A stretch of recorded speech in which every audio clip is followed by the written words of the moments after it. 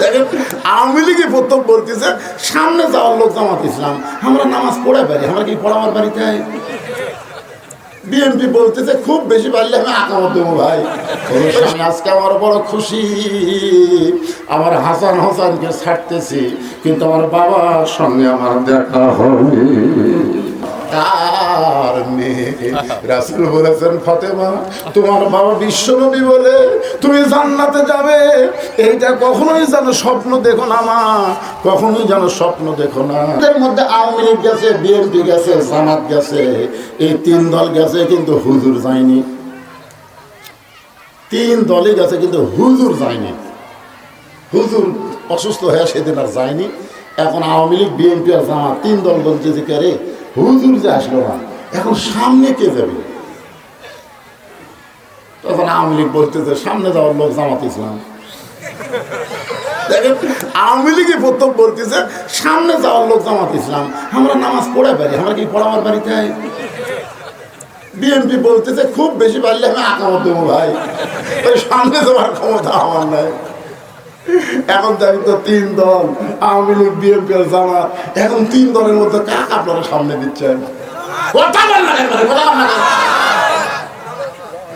তাহলে বুঝতে পারতেছেন নামাজ পড়ে আর নামাজ পড়ান এই দুইটা এক না। নামাজ যারা পড়াবার করবে তারাই হলো আল্লাহর কোরআনকে শুধু পড়ে নাই, বুঝেছে এবং বুঝ মোতাবেক তারা সামনে চলে গেছে। এখন জামাত ইসলামের মৌলানা বলতে ভাইজান তোমরা যে নিয়ত করবা, নিয়তের মধ্যে একটা কথা আছে, একতে দায়িত্ব বিহাজাল ইমান। তোমরা একতে দায়িত্ব বিহাজাল কি করবা? রাজাকার করবা না জামাত করবা না ইমাম করবা? তখন আওয়ামী লীগ বলতে ভাই তুই বাইরের কথা বাদ দে, তো তুই এই বাহিরের কথা বাদ দে। আমরা মসজিদের মধ্যে তিন ধর এক ভাই একসঙ্গে জামাত করতে চাই। সুবহানাল্লাহ। তাহলে আল্লাহর ঘরের মধ্যে যেইটা করলেন, আল্লাহর ঘরের বাইরে কেন সেইটা করতে পারবেন না? সেইটা করবার গেলে খেয়াল করবেন 4 রাকাত ফরজ নামাজ, সেই নামাজটা হলো জোহরের নামাজ। জোরে বলেন কোন নামাজ? এই জোহরের নামাজ যখন আল্লাহ নবীকে দিচ্ছেন, আল্লাহ যখন নবীকে জোহরের 4 রাকাত ফরজ নামাজ দিচ্ছেন, নবী বলতেছে আল্লাহ এই জোহরের 4 রাকাত ফরজ নামাজ আদায় করলে আমার উম্মতের প্রতি আপনি কেমন খুশি হবেন?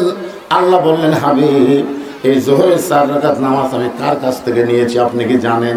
রাসূল বলে আল্লাহ আমি কিছুই জানি না। আল্লাহ বললেন তাহলে শোনেন, নমরুদ যখন আগুনের চুলা জ্বালাইছিল, আপনার জাতির পিতা হযরত ইব্রাহিম মিল্লাতা আবিকুম ইব্রাহিম হুয়া সাম্মাকুমুল মুসলিমিন। আপনারা তো আরবি কোরআন শুনে আল্লাহু আকবার বলেন, আপনার বলেন তো এই আয়াতের বাংলা কি? এইদিকে কথা বলে কারা? কথা কয় কে? মিল্লাত মানে জাতি, আবিকুম তোমাদের পিতা, তোমাদের জাতির পিতা হলো ইব্রাহিম, হুয়া সাম্মাকুমুল মুসলিমিন। তাহলে কি বুঝলেন? আমাদের জাতির পিতার নাম কি? আরো জোরে, হুয়া সাম্মাকুমুল মুসলিমিন। ওই আগুনের চড়কের উপরে যখন বসে আছেন, বাবা আগর রশি ধরে টানতেছে, রশি ধরে টানতেছে, ইব্রাহিম নবীর 2 চোখ দিয়ে দর দর করে পানি পড়তেছে। ফেরেশতা জিবরাইল বলে ওগো আল্লাহর নবী ইব্রাহিম, আপনি যদি চান আল্লাহ আমাকে 600 পাকা দিয়েছে, বলে কোন কয়শো, একটা পাকার বাতাস দিব, আগুনের চুলা সাগরের মধ্যে গিয়ে নিভে যাবে। আমাদের জাতির পিতা বললেন জিবরাইল হাসবি আল্লাহু নিমাল ওয়াকিল ওয়া নিমাল মাওলা ওয়া নিমান নাসির। একজন মুসলমান দুনিয়ার কারো সাহায্য চায় না, মুসলমান কেবলমাত্র সাহায্য চায় কার কাছে? ইয়াকা নাবুদু ওয়া ইয়াকা নাস্তাইন। মুসলমান গোলামি করে কার? তাহলে সাহায্য চাই কার কাছে? আল্লাহ বলতেছেন ইয়া আইয়ুহাল্লাযীনা আমানুস্তাঈনু বিস-সাবরি ওয়াস-সালাহ। যদি আল্লাহর কাছে কিছু পাবার চাও তাহলে ধৈর্য আর নামাজের মাধ্যমে চাও। এখানে নামাজের কথা গুরুত্ব দিয়ে বলা হচ্ছে বাজান, একটু মনোযোগ দিয়ে শুনবেন। চলকে টান মারছে, ইব্রাহিম নবী মুসকি মুসকি হাসতেছে। আল্লাহ বলে, ইব্রাহিম তুমি মুসকি মুসকি হাসো কেন? তোমার বাবা রশি ধরে টানতেছে, কিছুক্ষণের মধ্যেই তুমি আগুনে পড়ে যাবে আর তুমি হাসতেছ। ইব্রাহিম বলে, আল্লাহ আমার ইমান বলতেছে নমরুদ আগুনের চুলে জ্বলাবার পারে, কিন্তু পোড়ানোর ক্ষমতা নমরুদের হাতে নাই, পোড়ানোর ক্ষমতা আমার আল্লাহর হাতে। তুমি তাকায় দেখো, আল্লাহ আমার কলিজার মধ্যে ইমানের যে আগুন জ্বলতেছে, সে আগুনের পাওয়ার কত আর নমরুদের আগুনের পাওয়ার কত, এই দুইটা আগুনের দিকে তুমি তাকায় দেখো। আল্লাহ ইব্রাহিম নবীর কলিজার দিকে তাকায় দেখে ইমানের আগুনের এতই পাওয়ার, যে পাওয়ারের কারণে নমরুদের আগুনকে আল্লাহ বললেন, কুল্লা ইয়া নারু কুনি বারদাও ওয়া সালামান আলা ইব্রাহিম। আমাদের জাতির পিতা হযরত ইব্রাহিম আগুনের চুলাকে যখন শান্তির বাগান পায়, এক নিয়তে 4 রাকাত নামাজ আদায় করে শুকরিয়া জানায়। আল্লাহ বলে, হাবিব ওই চুলার মধ্যে 4 রাকাত নামাজ আমার এতই ভালো লাগছে, আমি সেদিন থেকে যত্ন করে রাইখা দিয়েছি। আজকে লাইলাতুল মিরাজে আপনার উম্মতের জন্য যোহরের 4 রাকাত ফরজ দিয়ে দিলাম। আপনার উম্মতেরা যোহরের 4 রাকাত ফরজ নামাজ যখন কায়েম করবে মানে একলা একলা না, জামাতে যখন আদায় করবে, ইব্রাহিম নবীর সম পরিমাণ সওয়াব আমি আল্লাহ দিয়া দিব।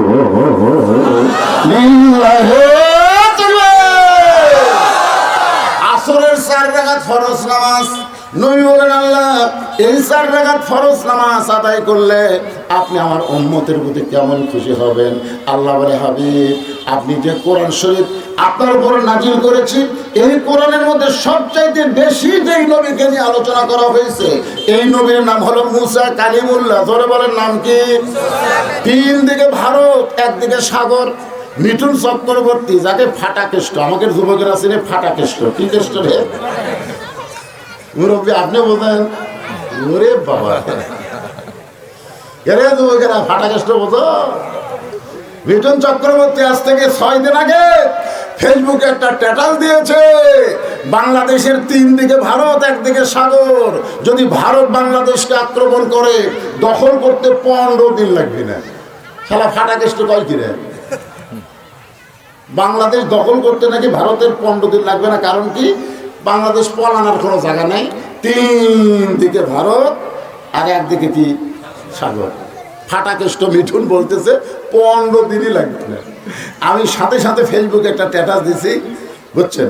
স্ট্যাটাস দিয়ে আমি লিখে দিছি যে ভারতের মালওয়ানের বাচ্চারা যদি আমাদের বাংলাদেশে ঢোকে, আমাদের যুবকেরা 3 হাতা একটা লাঠি বানাবা। কয় হাতা? আমাকে কিছু লাগবে না, আমাদের ভিতরে আল্লাহ আছে, ইমানে আল্লাহ আছে। ধরে কথা ঠিক, লাঠি দিয়ে মালওয়ানা করে ঠাসা ধরবে আর একটা করে খুর রাখবে, খুর দিয়ে গোড়া কান কাটো না, গোড়া কাটলে কিন্তু একবার সাল হয়ে যাবে, আগা কাটে খালি পোলটা দিবে আর কলেমার দাওয়াত দিবে, কারণ ওকে খাতনা করা লাগবে, সব বুড়া হয়ে গেছে তো। আমার এই স্ট্যাটাস গোটা ভারত, কারণ আমার ওয়াজ সাথে সাথে গোটা পৃথিবী বিস্তার হয়ে যায়। ভারত থেকে একজন বলতে যে হুজুরে তো ডাঁটের ওয়াজ করছেন হুজুর। হুজুর আমরাও 24 কোটি আছি হুজুর, খেলা আপনারা 18 কোটি না, আমরাও ভারতে 24 কোটি মুসলমান আছি। কেন মালওয়ানের বাচ্চারা একবার লাগলে হয়, আমরা ভিতর থেকে লাগাবো, আপনারা বাইর থেকে লাগাবেন, ওদিক থেকে পাকিস্তান ধরবি, এক সারাও পৃথিবীর থাকবি না, গজওয়াতুল হিন্দ হয়ে যাবে। কথা বল না, কি মনে করতেছেন? 3 দিকে ফেরাউনের সৈন্য আর একদিকে হলো সাগর। ফেরাউন কয়, মুসা রে আল্লাহ তো ভালোই ক্ষমতা দেখালি, এখন তোর যাওয়ার কোনো রাস্তা নাই। মুসা নবী মুসকি মুসকি হাসে। ফেরাউন কয়, সাগরের মধ্যে ঝাঁপ দেওয়া লাগবে আর 3 দিকে গেলে আমাদের লাঠির পিটন খাবি, এখন তুই কি করবি? মুসার জবান দিয়ে বের হচ্ছে, নাসরুম মিনাল্লাহি ওয়া ফাতহুন কারীম ওয়া বাশশিরিল মুমিনিন। মুসা কয়, আল্লাহ তুমি বলেছো যে বিপদের সময় মুসলমানকে তুমি সাহায্য করবা, এখন এরা লাঠি দেখাচ্ছে আর সামনে সাগর দেখাচ্ছে। আল্লাহ কয়, তোর হাতত লাঠি নাই, মুসা কয় আল্লাহ এক লাঠি লিয়ে এই হাজার হাজার লক্ষ লক্ষ লাঠি তরবারের কাছে কুলাতে পারবি, আল্লাহ কয় ওরকে দিকে মারিস না, সাগরের দিকে মার। মুসা আলাইহিস সালাম সাগরের দিকে লাঠি মারার সাথে সাথে 12 লাইন রাস্তা হয়ে গেছে। সুবহানাল্লাহ। মুসা নবী তার সঙ্গীদের নিয়ে সাগরের মাঝখানে গিয়ে বলতেছে, যে আল্লাহ লাঠির আঘাতে সাগরকে রাস্তা বানায় দিল, ওই আল্লাহর শুকরিয়া তার আমরা 4 রাকাত নামাজ পড়বো। ওই যে সাগরের তলদেশে রাস্তার মধ্যে 4 রাকাত নামাজ আল্লাহর এতই ভালো লাগছে। আল্লাহ বলে, হাবিব ওই মুসা নবীর 4 রাকাত নামাজ আমি আল্লাহ যত্ন করে রেখে দিয়েছি। আজকে লাইলাতুল মেরাজে আপনার উম্মতের জন্য আসরের 4 রাকাত হিসাবে দিয়ে দিলাম। আপনার উম্মতের আসরের 4 রাকাত ফরজ নামাজ যখন কায়েম করবে, জামাতের সঙ্গে আদায় করবে, আমি আল্লাহ মুসা নবীর সম পরিমাণ সওয়াব দিয়া দিব। ফাসাল লিলি রব্বিকা নামাজে ওয়াজ করতেছি আমি, কিন্তু ফজর জোহর আসর মাগরিবের 3 রাকাত নামাজ। এই 3 রাকাত নামাজের মধ্যে আমার মা বোনদের কিছু কথা আছে, আমার মা বোনদের কিছু কথা শোনার লাগবে। মাগরিবের নামাজ হলো বেজর নামাজ। এই নামাজটা আমরা পাইছি ইয়াকুব নবীর কাছ থেকে। ইয়াকুব নবী বাস করতেন কিনানে। কিনানে বাস করতেন, সবার চাইতে ভালোবাসতেন তার সন্তান ইউসুফকে। আল্লাহ তাকে 12টা সন্তান দিছিল। জোরে বলেন কয়টা? 12টা সন্তান দিছিল। 2টা সন্তান অত্যন্ত ভালো আর 10টা সন্তান অত্যন্ত খারাপ। ইয়াকুব নবী নিজেই আল্লাহকে বলতেছে, আল্লাহ আমি নবী হয়ে জন্ম দিলাম, আমার 2টা সন্তান এত ভালো, এই 10টা এত খারাপ কেন হলো? আল্লাহ বলে, ইয়াকুব সন্তান ভালো হওয়ার জন্য বাবার কোনো দোষ নেই, সন্তান ভালো মন্দ হওয়ার জন্য বাবার কোনো দায়িত্ব নেই। সন্তান যদি ভালো মন্দ পাওয়ার চাও, তোমার যে বউটা ভালো তার পেট থেকে যে 2টা সন্তান বনিয়ামিন আর ইউসুফ ভালো হয়েছে, আর তোমার যে বউটা খারাপ ওই বউয়ের পেট থেকে যে 10টা সন্তান হয়েছে, এই 10টা সন্তান হলো খারাপ। এখান থেকে আমরা বুঝতে পারলাম বাবা আনন্দে মাতিয়া সাগরে ভাসাইয়া সেই যে চইলা যায় খবর লয় না, মাজন ধরিয়া উদরে কত কষ্ট করে, 10 মাস পরে পায় প্রসবের বেদনা, এমন দরদি হবে কেউ হবে না আমার মা গো।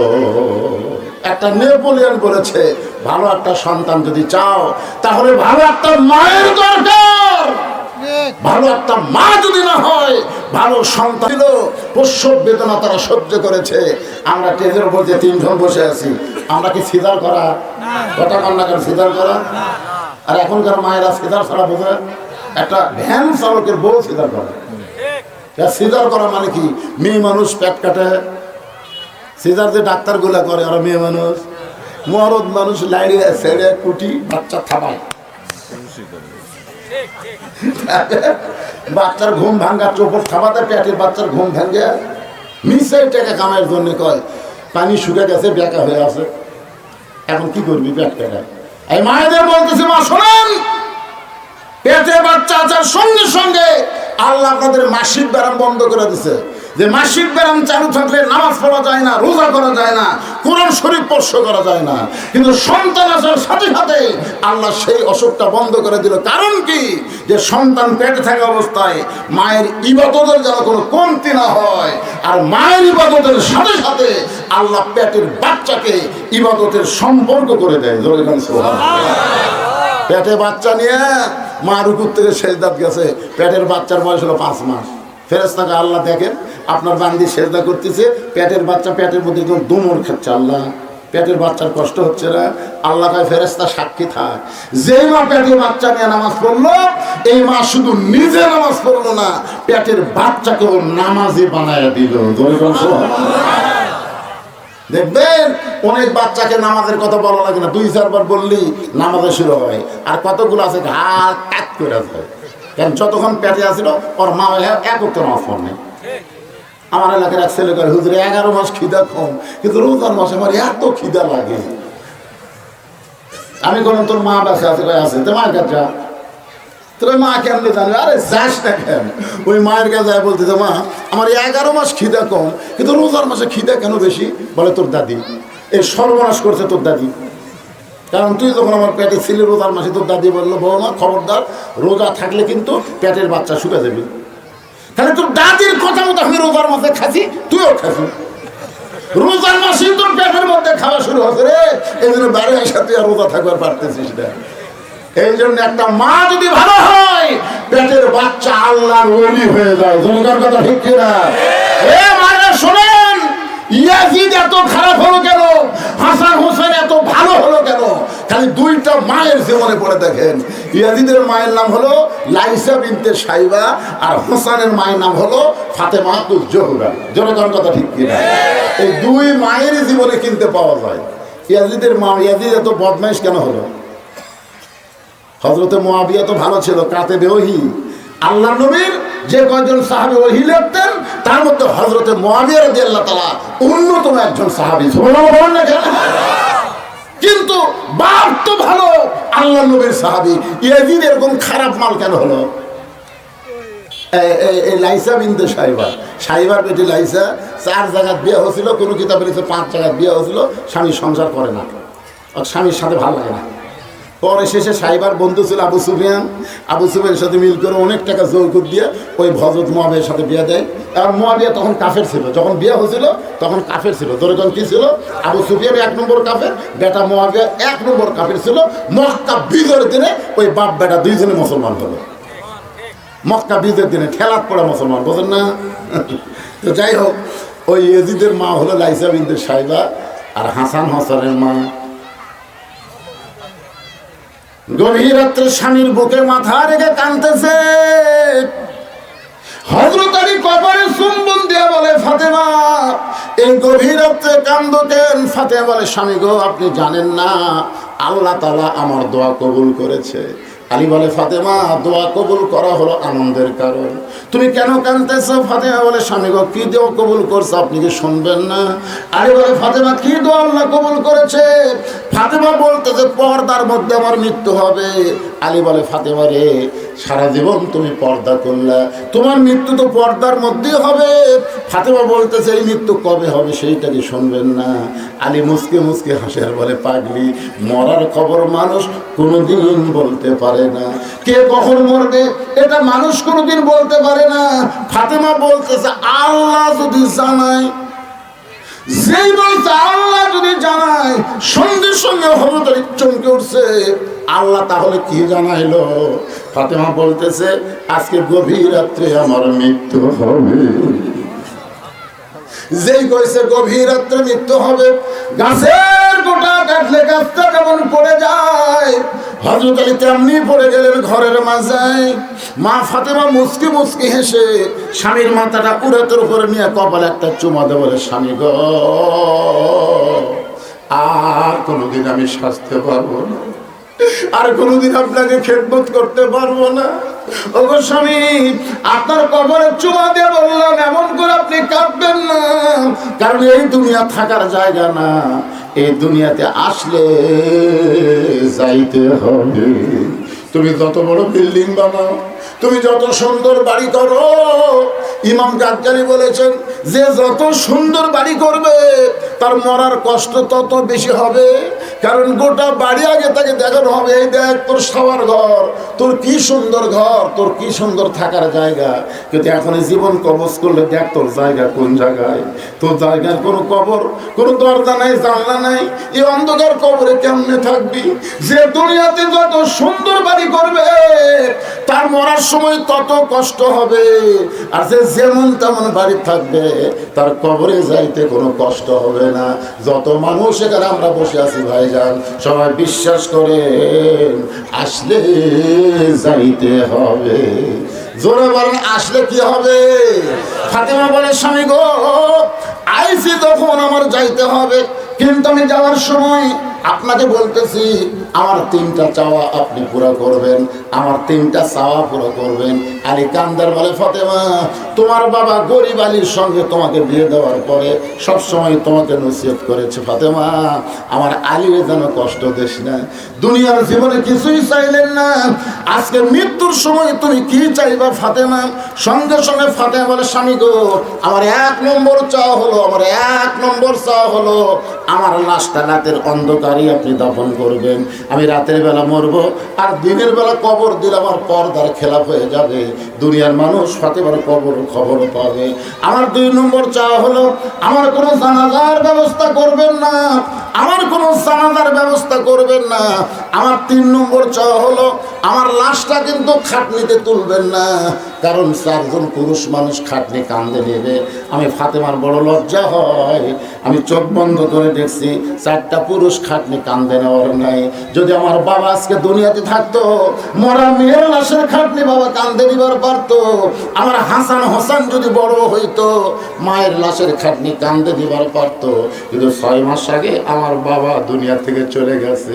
ওগো স্বামী আজকে আমার বড় খুশি, আমার হাসান হোসেনকে ছাড়তেছি, কিন্তু আমার বাবার সঙ্গে আমার দেখা হবে।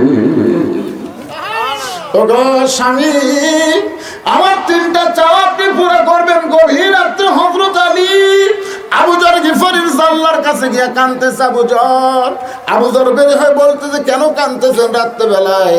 বলে, আমার বিবি ফাতেমা আজকে গভীর রাত্রে মৃত্যুবরণ করবে। জান্নাতুল বাকির পূর্ব কোন একটা সবুজ রঙের বাতি জ্বলতেছে, ওই বাতি বরাবর দাফন করবি। আবু যর গিফারি কোদাল নিয়ে কবর খুঁড়তে যায়, বারবার কবরকে লক্ষ্য করে বলে, কবর রে তোর মধ্যে এমন একজন মহিয়সী নারীকে রাখা হবে, আল্লাহ নবীর মেয়ে হওয়ার পরেও নবী তাকে মায়ের সম্মান দিয়েছে, খবরদার কবর বেয়াদবি করিস না। তোর মধ্যে এমন একজন মাকে রাখা হবে যার 2টা সন্তান জান্নাতি যুবকদের সর্দার হবে, খবরদার কবর বেয়াদবি করিস না। তোর মধ্যে এমন একজন স্ত্রীকে রাখা হবে যার স্বামী হলো আসাদুল্লাহ হিল গালিব। এই কথা বলে কোদাল যখন মারতে চায়, কবরের ভিতর থেকে একটা আওয়াজ আসতেছে। এটা কিন্তু ফাতেমাকে লক্ষ্য করে বলা হচ্ছে না, এটা বলা হচ্ছে আমরা যারা কবরে যাব সবাইকে লক্ষ্য করে। কবরের ভিতর থেকে আওয়াজ আসতে যাবো, কার মেয়ে?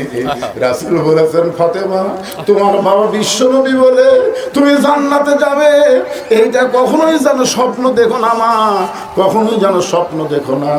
জান্নাতে যদি যাবার চাও, জান্নাতের আমল করে তোমাকে জান্নাতে যেতে হবে।